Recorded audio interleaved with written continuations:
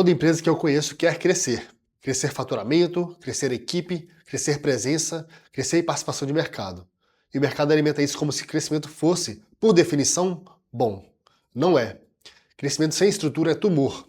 Cresce, ocupa espaço, consome recurso e mata o organismo por dentro. Em 2023, um levantamento da CB Insights analisou mais de 350 startups que faliram nos últimos anos.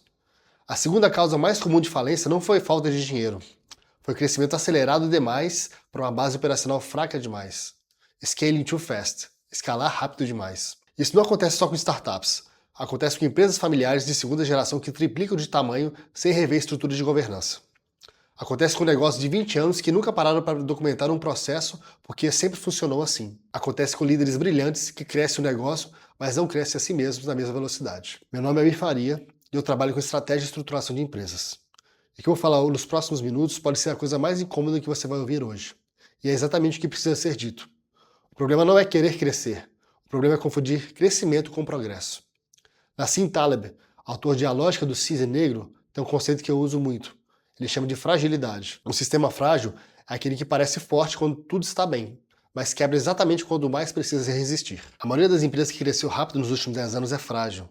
Cresceu na bonança, nunca foi testada de verdade. E aí vem uma crise, uma mudança de mercado, uma regulamentação nova, um sócio que sai, um filho que entra sem estar pronto. E o que parecia sólido revela que era só volume. Agora eu preciso que você pense na sua empresa. Não no faturamento, não nos projetos em andamento. Pense assim, se você saísse de cena por 90 dias, sem acesso a telefone, sem reuniões, sem que você seja o ponto de decisão, o que aconteceria? Se a resposta honesta foi, provavelmente entraria em colapso, você não tem uma empresa. Você tem um emprego caro, com muita gente dependendo de você. Isso tem um nome na literatura de gestão. Michael Gerber, autor de O Mito do Empreendedor, chama de armadilha do técnico. O profissional que é bom no que faz, abre uma empresa para fazer mais do que faz bem. E aí vira refém do próprio negócio. O pedreiro vira construtora. O cozinheiro vira restaurante. O consultor vira firma. Mas nenhum deles para construir sistemas que fariam o negócio funcionar sem eles. E o negócio cresce, mas cresce frágil, cresce dependente, cresce sem alma própria. Então o que separa uma empresa que cresce com consistência de uma empresa que cresce e quebra? São 3 coisas. E elas não são o que você espera. A primeira, clareza de propósito antes de clareza de processo. Toda empresa precisa de processos, mas processos sem propósito são burocracia.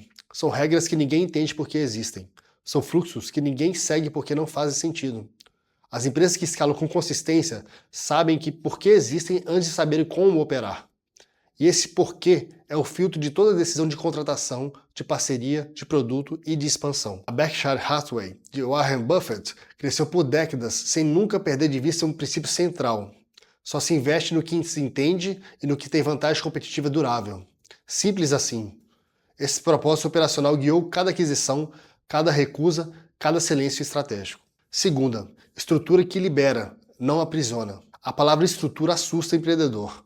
Parece burocracia, parece corporativo demais, parece o oposto de agilidade.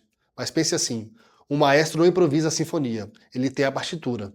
É exatamente porque tem a partitura que cada músico pode tocar com liberdade dentro do seu papel. Empresas sem estrutura não são mais livres, são mais caóticas. E o caos, ele consome energia que deveria ir para o crescimento. Governança clara, papéis definidos, processos documentados, isso não é burocracia. É o que permite que a empresa funcione sem você ter que resolver tudo. Terceira, e essa é a mais ignorada. O líder precisa crescer na mesma velocidade que a empresa. Peter Senge, autor de A Quinta Disciplina, diz que a capacidade de aprendizado de uma organização nunca vai além da capacidade de aprendizado dos seus líderes. Você pode contratar os melhores, pode ter os melhores processos, mas se o líder no topo está operando com os mesmos modelos mentais de 10 anos atrás, a empresa vai chegar no teto dele. E essa é a conversa mais difícil que eu tenho com os empresários, porque ninguém quer ouvir que o maior gargalo da empresa é ele mesmo. Eu não vim aqui para te vender a ideia de que crescer é errado. Vim dizer que crescer sem se perguntar o que está sustentando esse crescimento é o erro mais caro que o líder pode cometer. As empresas que eu admiro, as que duram décadas, que sobrevivem à morte do fundador, que passam de geração em geração sem perder a essência, todas elas têm algo em comum. Elas cresceram devagar quando precisavam crescer devagar. E aceleraram quando a base estava pronta para isso. Elas trataram a estrutura como vantagem competitiva, não como custo.